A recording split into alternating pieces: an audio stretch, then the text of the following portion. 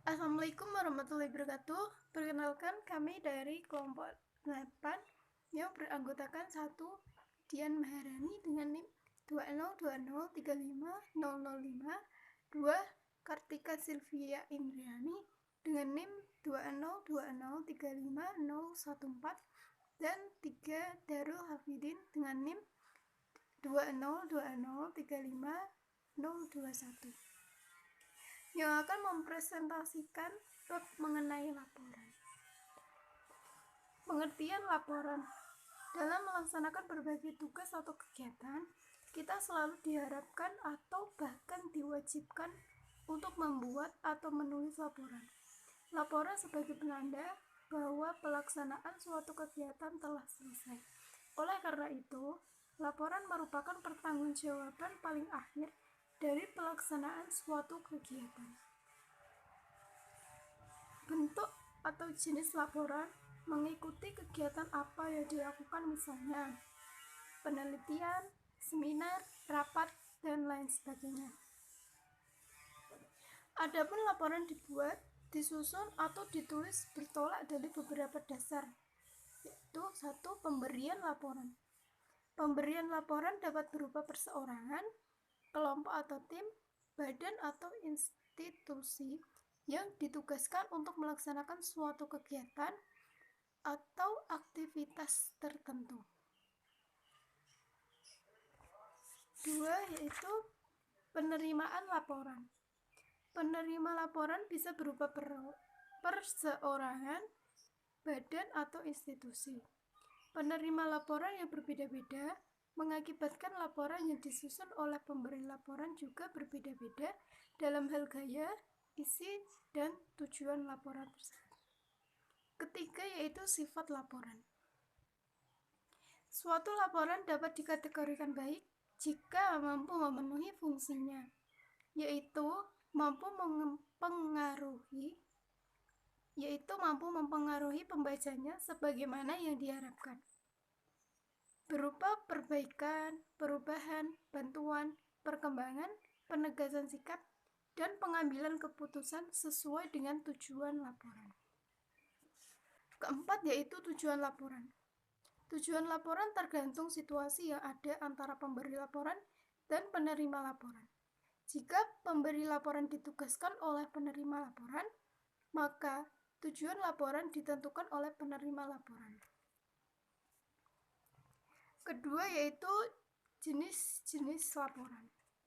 Berdasarkan pemberi laporan dan penerima laporan yang bisa berupa perseorangan, badan, dan institusi, maka laporan ada beberapa jenis bentuknya, yaitu pertama, laporan berbentuk formulir isian.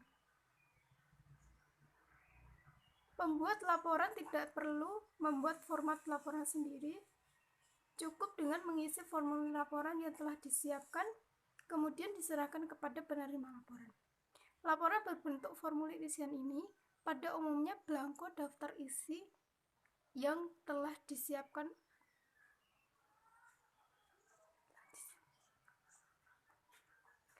Dua, yaitu laporan berbentuk surat.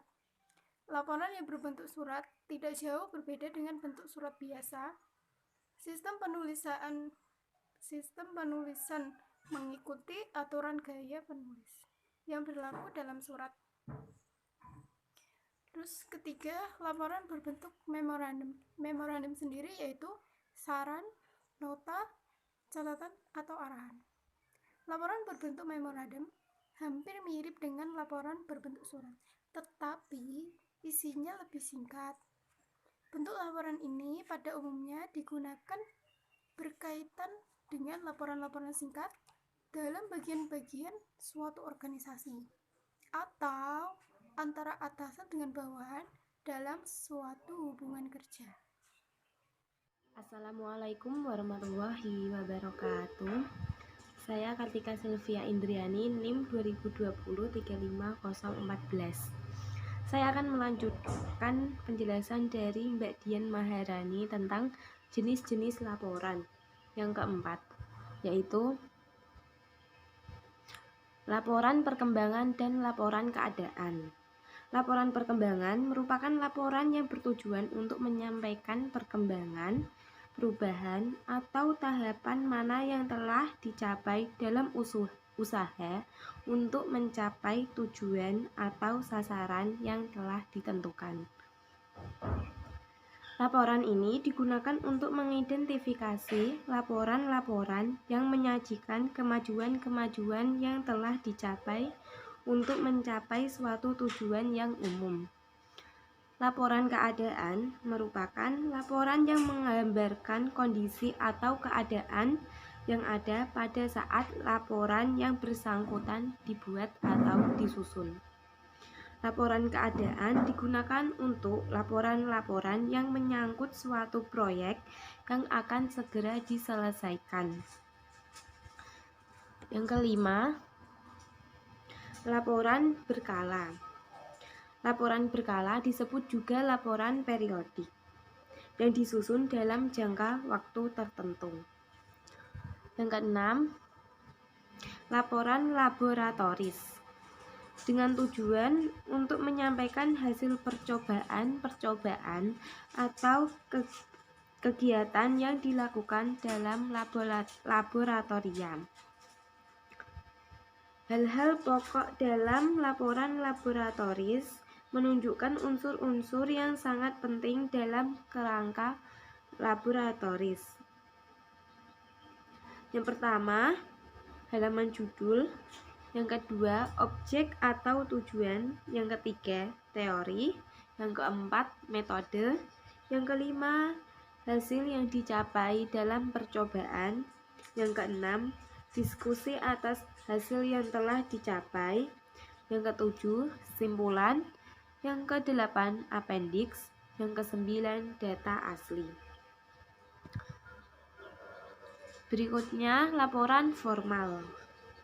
Laporan formal merupakan laporan yang memenuhi persyaratan-persyaratan tertentu yang telah ditetapkan oleh badan atau institusi penerima laporan.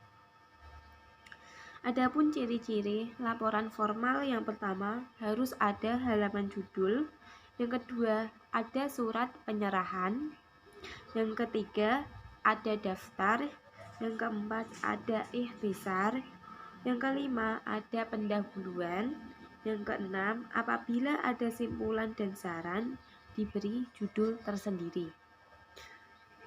Yang ketujuh, isi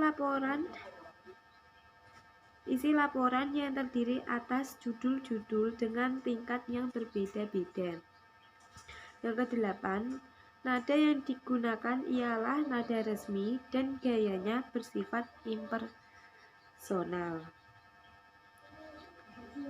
Yang kesembilan, dalam laporan formal jika diperlukan dapat dilengkapi dengan tabel-tabel dan angka-angka, baik yang terintegrasi dalam teks maupun dikumpulkan atau dilampirkan dalam satu bagian tersendiri. Yang terakhir, laporan formal pada umumnya didokumentasikan secara khusus.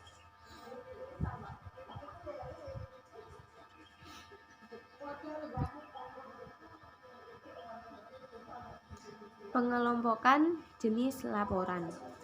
Jenisnya dibedakan sesuai dengan fungsinya masing-masing, yaitu laporan peristiwa. Laporan yang menyajikan tentang proses atau keadaan berlangsungnya sebuah peristiwa. Laporan ini didapat diolah melalui unsur 5W plus 1H, tetapi dimuat dalam bentuk deskriptif.